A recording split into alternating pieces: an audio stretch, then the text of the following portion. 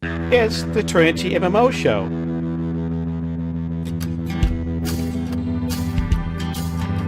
This could actually be a really good topic if we really get into it. Once upon a time, there were three brothers, known as the Trinity Bros, who told stories of opinions of MMOs.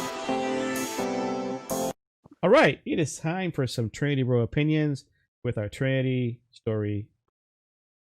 All right, so when you play a game, especially like a game Dark Age of Camelot, my first MMO game, did a lot of running. Got on a horse, travel from place to place, but you were on the horse for like minutes. Get up and go away. You know, if you actually DC'd, you're stuck. And sometimes you couldn't even get off the horse. Early days. So did a lot of travel. There was no portals, there was no flying, there was just wearing personal mounts. It was just running. And nowadays you can fly, you can port, you can just whatever you want. So I was just thinking, playing MMOs. What is your preferred travel? Walking, running, flying, swimming, whatever it is. Solomon, what do you think? What is your preferred travel? This could actually be a really good topic if we really get into it. I I think walking's been played out. All the games have walking involved. No, but it has to be there for the immersion, you know? I mean, unless we evolve and develop wings and become a new form of humans or something, I don't know, then it just you have to have the walking in there, but I think there has to be a balance because if you could fly and just run fast everywhere and get everything instantaneously, you kind of lose the polish and sort of the grandeur of the world, unfortunately, in my opinion. And Black Desert Online, I think, is a perfect example of that. Like, you can't teleport. There's no Well, no. Let me rephrase that. There is teleportation in the game, but it's super, super, super, super limited. You have to grind for these like compass pieces, and the drop rate for these compass pieces are like 0.0001% drop rate. So there's only like 12 people in the entire game that have these compasses that allows them to teleport, right? Other than that, there's for all intents and purposes, there's no teleportation in the game. You have to ride or walk your way from destination to destination. And I understand why that could be a huge turnoff for a lot of people because you don't have no, you kind of have to split your resources apart depending on what you're gathering. So you have banks in various cities that you have to go to get different mats if you wanted to craft something.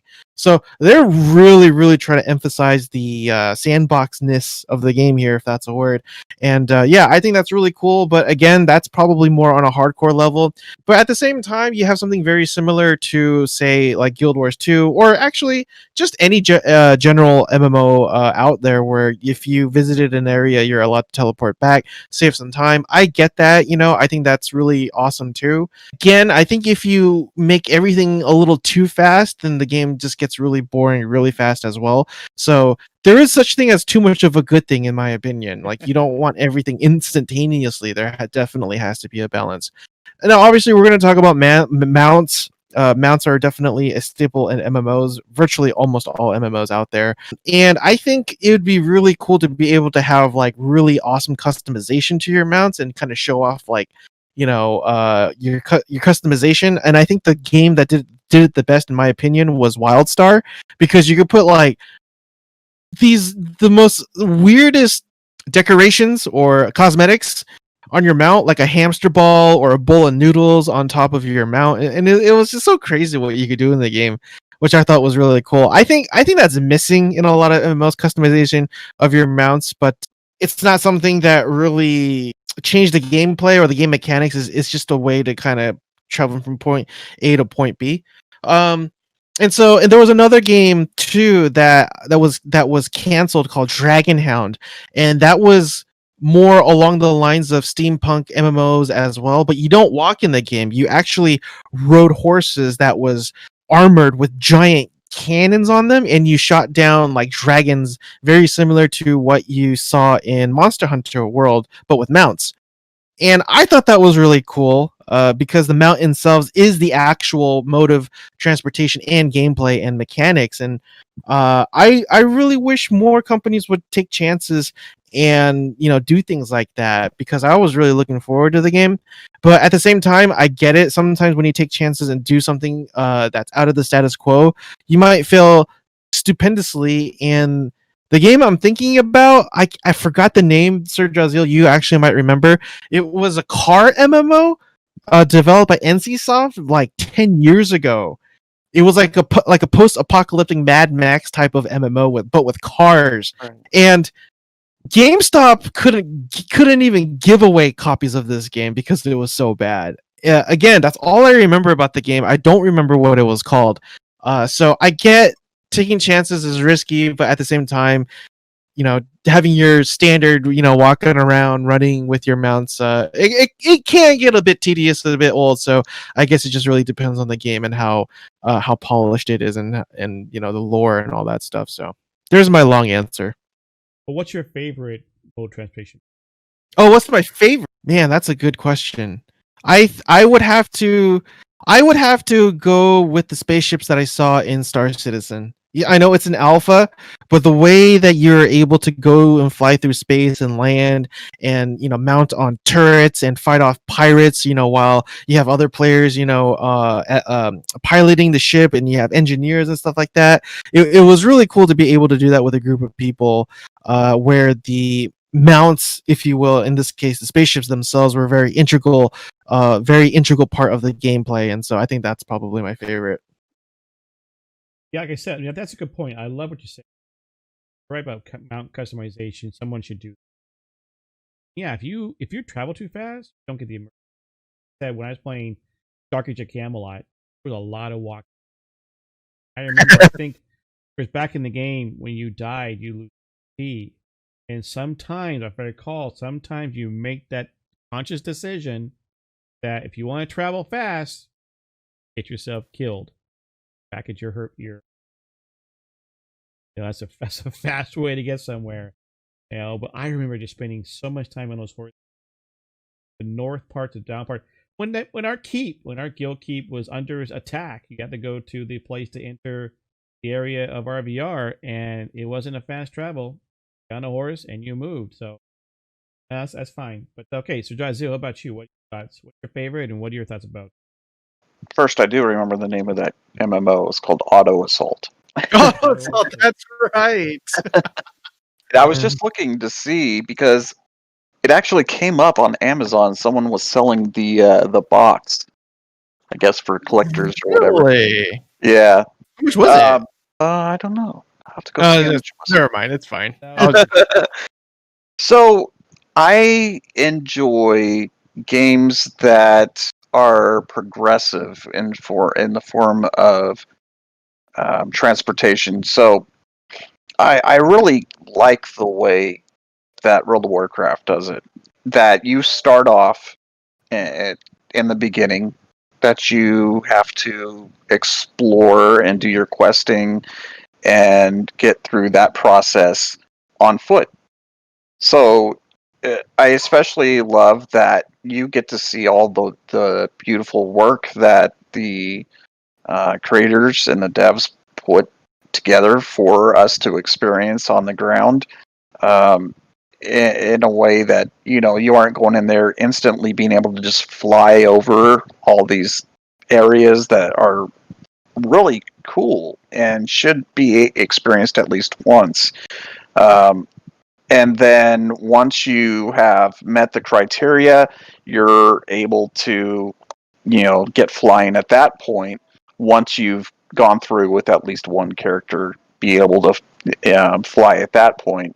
And of course, before that, once you get to a certain level, get to use ground mounts, which that's still kind of cool because you're still on the ground, you're still getting to experience the game, and it was mentioned the immersion of it is very important to a lot of us who play MMOs and especially RPGs. We like to get lost in that world, and it's really difficult to get lost in that world in high fantasy and fantasy based games when you're just flying over it.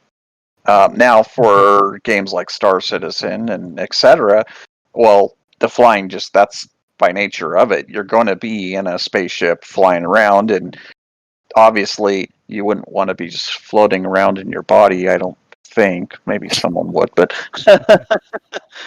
so that's different. I'm more talking about your typical, like I said, high fantasy games, like Guild Wars 2 and World of Warcraft, Final Fantasy 14, and Elder Scrolls Online, games like that.